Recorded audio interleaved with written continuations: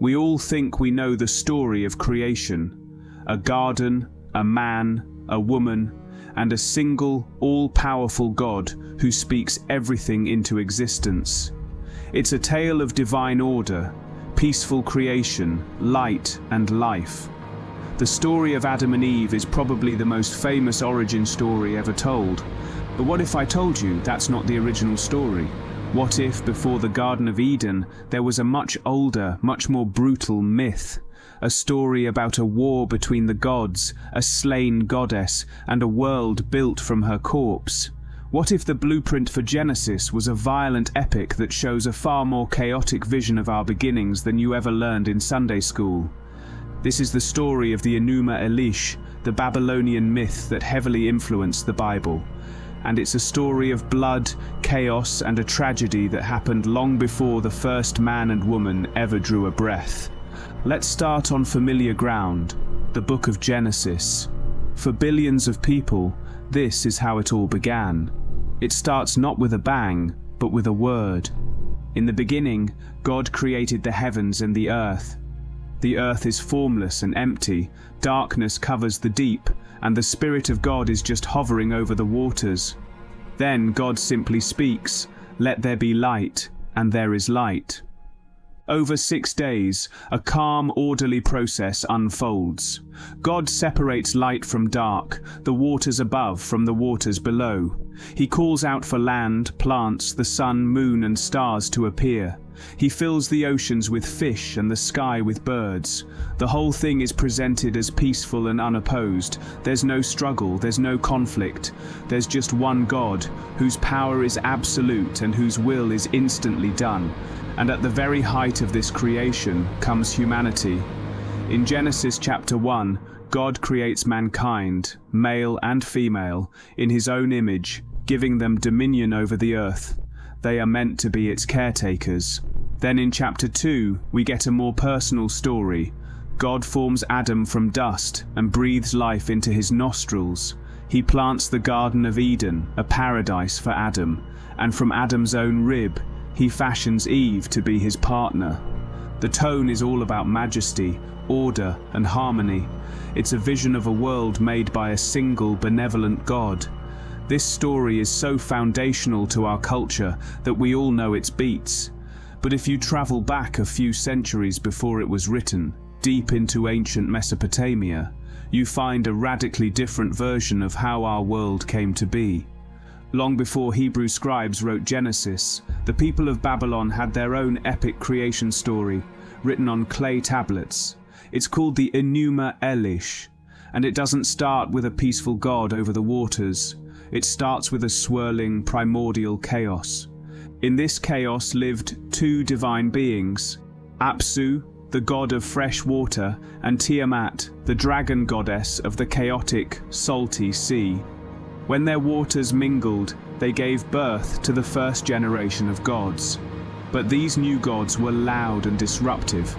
Their noise drove their father, Apsu, so crazy that he plotted to kill them. Before he could, though, one of his sons, the clever god Ea, struck first and killed Apsu. This one act kicked off a celestial civil war. Tiamat, the great mother goddess, was furious that her husband had been murdered. She went from being a creator to a monster of pure vengeance. She built an army of horrors, vicious dragons, giant serpents, and scorpion men, to destroy her own children. She was chaos itself, a roaring storm bent on total destruction. To lead her demon army, she chose her new husband, the god Kingu, and gave him the Tablet of Destinies, a symbol of ultimate power. The younger gods were terrified. No one dared to face Tiamat's rage. No one, except a young, ambitious god named Marduk. Marduk, the patron god of Babylon, stepped up with a deal. If he could defeat Tiamat, the other gods had to make him king over all of them. Desperate, they agreed. What happened next wasn't a serene creation, but a brutal cosmic battle. Marduk, armed with winds, a net, and a club, rode his storm chariot to face the great dragon goddess. He trapped her in his net, forced the winds down her throat until her body bloated, and then fired an arrow that split her heart, killing her. But the story doesn't stop there. This is where creation begins. Marduk stood over Tiamat's massive body and ripped it in two. With one half he made the arch of the sky. With the other he laid out the earth. Her weeping eyes became the source of the Tigris and Euphrates rivers. Her tail became the Milky Way. The world wasn't spoken into being. It was hacked together from the body of a slain goddess. It's a shocking and violent image, isn't it? A world born from a family war. If you're finding this hidden history as fascinating as I do, take a second to subscribe and hit that notification bell. We explore forgotten stories like this every week that help us understand our world today. So we have two creation stories. One is about peaceful, divine order. The other is about violent cosmic conflict.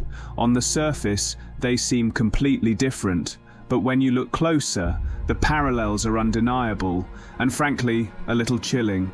Let's start at the very beginning. Both Genesis and the Enuma Elish open with a watery chaos before anything is created. In the Enuma Elish, this chaos is the goddess Tiamat. In Genesis, the world is formless and void, with darkness over the surface of the deep. The Hebrew word for the deep is Tehom. Scholars have long pointed out the stunning linguistic link between Tehom and Tiamat. It's almost like the memory of the chaos dragon is still embedded in the first lines of the Bible. Then there's the act of separating the waters. Marduk splits Tiamat's body to create the heavens above and the earth below, holding back her chaotic waters. And what happens in Genesis? One of God's first acts is to create the sky to separate the waters from the waters. It's the same core idea. Creation starts by taming a primordial sea. The order of creation also shows some striking similarities. Both stories feature the creation of light, a sky, dry land, the sun and moon, and finally, humanity, all in a roughly similar sequence. Both myths even end with the creator resting after the work is done. It's really hard to look at these deep structural parallels and call them a coincidence. It suggests the authors of Genesis knew the great Mesopotamian myths of their day. The real question is, what were they doing with them? The similarities connect these stories, but it's the differences that show the real genius of the Genesis account.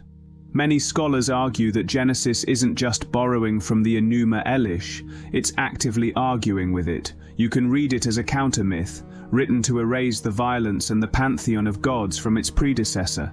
First, the most obvious change. The Enuma Elish is wildly polytheistic.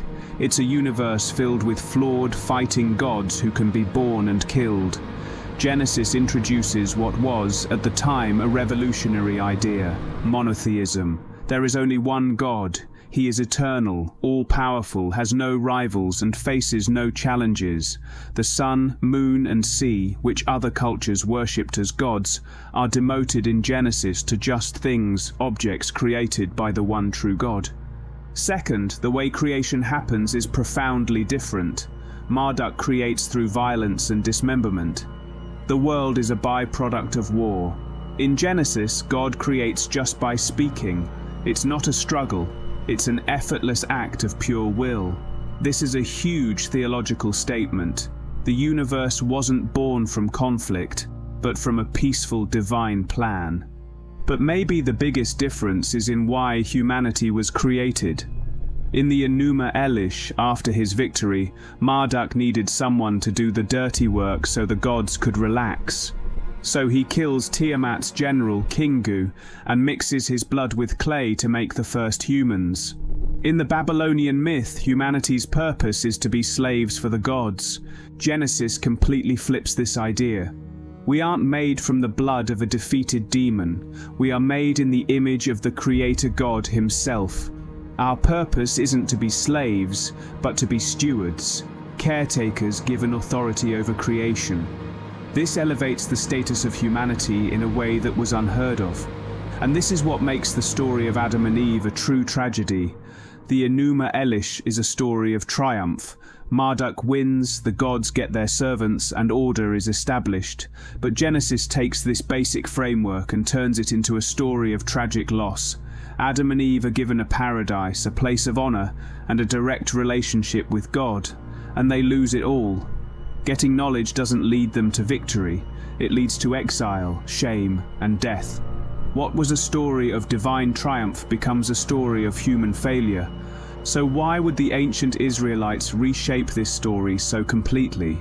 The answer most scholars point to is a deeply traumatic event, the Babylonian exile. In the 6th century BCE, the Babylonian Empire conquered the kingdom of Judah. They destroyed the temple in Jerusalem and forced the Jewish elite, the scribes, priests, and leaders, to move to Babylon. For 70 years, these exiles lived in the heart of the empire that had crushed them. There, they would have been surrounded by Babylonian culture and religion. They would have heard the Enuma Elish recited at huge festivals. They would have seen the giant temples built for gods like Marduk. The Enuma Elish wasn't just a myth. It functioned as the official story of their conquerors, a tale that justified Babylon's power and the supremacy of its god.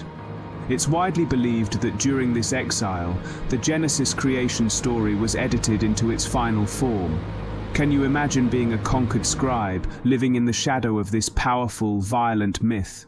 You'd want to write a counter-story. You'd want to say, no, your god Marduk isn't the king of the universe, our God is. Our God created everything not with war, but with a word. And our God created humanity not for slavery, but for dignity and purpose. Viewed this way, Genesis becomes an act of theological resistance. It's a powerful, defiant statement of faith and identity made in the face of overwhelming cultural pressure. It takes the bones of the conqueror's myth and rebuilds it into a story about a single, universal God of order and justice. So, the story of Adam and Eve isn't just a simple bedtime story. It's a complex and revolutionary text, born from a conversation with a much older, more violent world.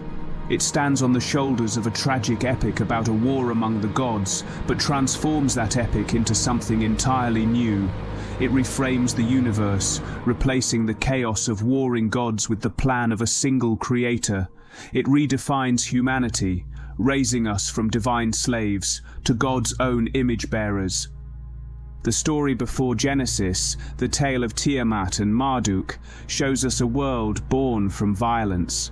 The story of Genesis shows us a world born from a divine word, a world that was meant for peace, a paradise that was tragically lost. By understanding the blueprint, we can appreciate the genius of the final design.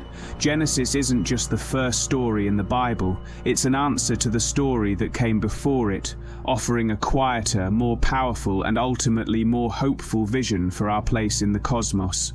But what do you think? Does knowing this violent backstory change how you see the story of Genesis? Let me know your thoughts in the comments below. Thanks for exploring the ancient past with me. If you enjoyed uncovering this hidden history, please give this video a like and consider subscribing.